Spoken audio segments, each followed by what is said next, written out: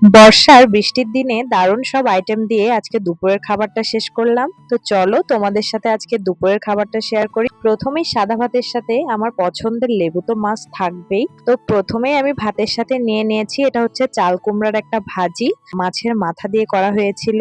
এমনিতেই চাল কুমড়া আমার অনেক পছন্দ, তারপর যদি আবার মাছের মাথা দিয়ে চাল কুমড়াটা ভাজা করা হয় তো আমার আরো ভালো লাগে। তো তারপরে আমি প্লেটে নিয়ে নিলাম, এটা হচ্ছে বড় মাছের মাথা দিয়ে মুগের ডাল। এমনি শুধু শুধু মুগের ডাল রান্নার চাইতে এরকম মাছের মাথা দিয়ে মুগের ডালটা আমার বেশি টেস্টি লাগে। তো সাথে একটু লেবু চিপে নিলাম, আর ছিল পাঁপড় ভাজা।